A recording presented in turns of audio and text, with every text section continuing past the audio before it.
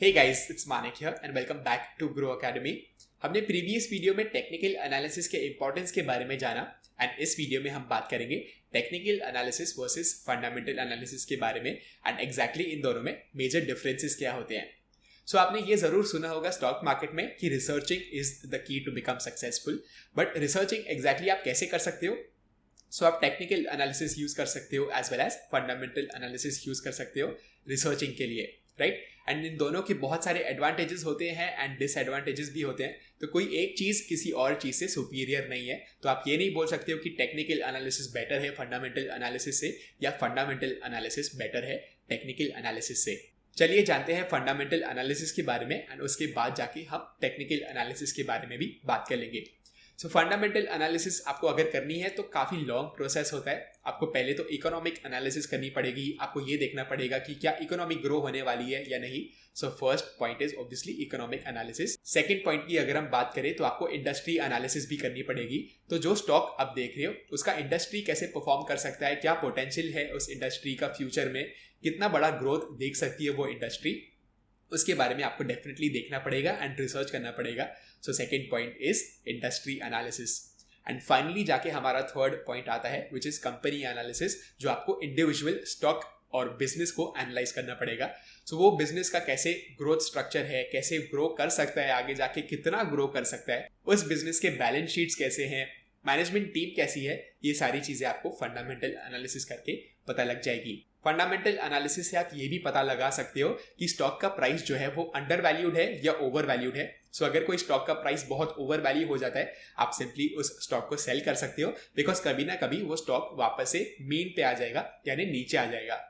Same veg अगर stock का price under valued है तो आप स्टॉक को बाय करने की कोशिश कर सकते हो, सिंपली बिकॉज वो बहुत अंडर वैल्यूड है, बहुत चीप है एंड आगे जाके डेफिनेटली एक अपवर्ड्स डायरेक्शन में वो स्टॉक जा सकता है। फंडामेंटल एनालिसिस के कुछ ड्रॉबैक्स भी होते हैं एंड हमारा फर्स्ट ड्रॉबैक ये है कि ये एक लॉन्ग प्रोसेस होता है। आपको बहुत सारा इन्फॉर्मेशन देखना पड़ता है, स्टडी करना पड़ता है एंड आपको क्रेडिबल सोर्सेज से इन्फॉर्मेशन चाहिए ताकि आपको बैड इन्फॉर्मेशन नहीं मिल पाए। क्योंकि अगर आपको क्रेडिबल इन्फॉर्मेशन नहीं मिली तो आपका सारा फंडामेंटल थीसिस जो है वो रॉन्ग जा सकता है। हमारा सेकंड ड्रॉबैक ये है कि चलो आपको ये पता लग गया कि स्टॉक बहुत अच्छा है, बट एग्जैक्टली आपको कहाँ पर खरीदना चाहिए या कहाँ पर बेचना चाहिए वो आपको मे बी नहीं पता लगेगा फंडामेंटल एनालिसिस के थ्रू, बिकॉज हम फंडामेंटल एनालिसिस के थ्रू एक लॉन्गर टर्म होराइजन की बात करते हैं। आप 5 ईयर्स या 10 ईयर्स डाउन द लाइन देख रहे हो कि ये स्टॉक बहुत अच्छा है एंड डेफिनेटली मुझे इसे लॉन्गर टर्म होराइजन के लिए ओन करना है, but exact buy points, sell points कहाँ पर है वो आपको टेक्निकल एनालिसिस के थ्रू भी पता लग सकता है। चलिए टेक्निकल एनालिसिस के बारे में बात करते हैं। सो टेक्निकल एनालिसिस में हम बेसिकली हिस्टोरिकल डेटा को स्टडी करते हैं एंड कुछ पैटर्न्स हमें देखने को अगर मिलते हैं, जैसे चार्ट पैटर्न्स या कोई इंडिकेटर्स हमें देखने को मिलते हैं एंड कुछ सर्टेन रिएक्शन होता है स्टॉक प्राइस का, उसको हम एज ट्रेडर्स यूज करके कैपिटलाइज कर सकते हैं। टेक्निकल एनालिसिस कैसे की जाती है? आप बहुत तरीके से टेक्निकल एनालिसिस को यूज कर सकते हो। आप ट्रेंड लाइंस को यूज कर सकते हो, मूविंग एवरेजेस इंडिकेटर को यूज कर सकते हो, बॉलिंजर बैंड्स इंडिकेटर यूज कर सकते हो एंड ऐसे बहुत सारे चार्ट पैटर्न्स भी होते हैं जिनको आप डेफिनेटली यूज कर सकते हो। अभी टेक्निकल एनालिसिस के भी कुछ ड्रॉबैक्स होते हैं जिसके बारे में अभी हम डिस्कस करेंगे।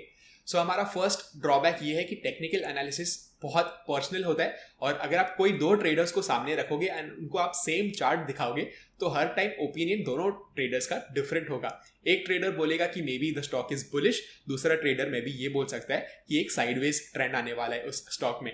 सो हाईली पर्सनल होता है और थोड़े से आप बाइस्ड डिसीजंस भी ले सकते हो, बिकॉज आप वही चीज देखोगे स्टॉक प्राइस में जो आपको देखना है और आप फील कर रहे हो अंदर से, राइट? सो इसलिए टेक्निकल एनालिसिस थोड़ा सा बायस्ड हो सकता है। It is very important as a disciplined trader कि आपको अपने सारे बायसेस हटा देने हैं। आपको ये नहीं सोचना है कि अगर मेरी लॉन्गर टर्म पोर्टफोलियो में वो स्टॉक है सो आप सिर्फ बुलिश चार्ट पैटर्न्स ही देखो उस स्टॉक पे। That is where the bias kicks in. So let's talk about the major differences between technical analysis and fundamental analysis. So technical analysis की अगर मैं बात करूं तो आपको तभी ही टेक्निकल एनालिसिस यूज करनी चाहिए अगर आप एक ट्रेडर हो और आपको शॉर्ट टर्म व्यू लेना है कोई भी स्टॉक प्राइस पे। बिकॉज अगर आप फंडामेंटल एनालिसिस यूज करोगे तो जनरली हम लॉन्गर टर्म इम्पैक्ट देखते हैं उस बिजनेस का, जैसे हमने बात की इकोनॉमिक एनालिसिस करते हैं, इंडस्ट्री एनालिसिस करते हैं एंड फाइनली जाके कंपनी एनालिसिस करते हैं।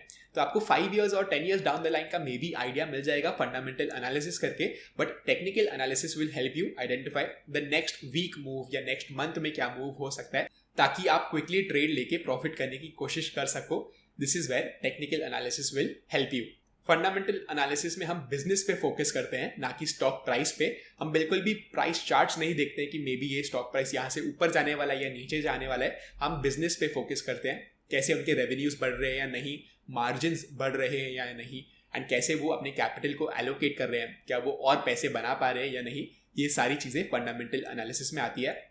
सेम वेज अगर आप टेक्निकल एनालिसिस की बात करो तो ये सारी चीज़ें इग्नोर की जाती है एंड सिंपली हम चार्ट्स को स्टडी करते हैं। अगर चार्ट्स पे हमें दिख रहा है कि कोई स्टॉक ऊपर जा रहा है और कैपेबिलिटी ये है कि और भी वो स्टॉक ऊपर जाए, हम सिंपली एज टेक्निकल ट्रेडर्स इसको बाय कर लेंगे, इस स्टॉक को बाय करके एक क्विक प्रॉफिट करने की कोशिश करेंगे। अभी आपको ये क्वेश्चन होगा कि क्या आपको टेक्निकल एनालिसिस यूज करनी चाहिए या फंडामेंटल एनालिसिस यूज करनी चाहिए। So let me help you clear out that question. And आपको खुद को पूछना है कि क्या आप एक ट्रेडर हो या एक इन्वेस्टर हो।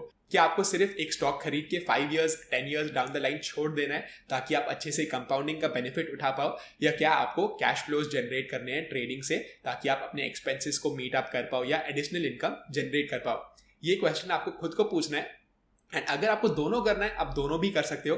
अगर मैं अपनी बात करूं तो मैं दोनों करता हूं, टेक्निकल एनालिसिस का भी फायदा उठाने की कोशिश करता हूं एंड फंडामेंटल एनालिसिस का भी फायदा उठाने की कोशिश करता हूं। अभी आपको स्क्रीन पे टेक्निकल एनालिसिस और फंडामेंटल एनालिसिस का एक डिफरेंशिएशन नजर आ रहा होगा एंड आप वीडियो को पॉज करके डेफिनेटली उसको इजीली पढ़ सकते हो। सो ये था मेजर डिफरेंस टेक्निकल एनालिसिस और फंडामेंटल एनालिसिस में। आगे की वीडियोस में हम डिफरेंट टाइप ऑफ चार्ट्स के बारे में बात करेंगे।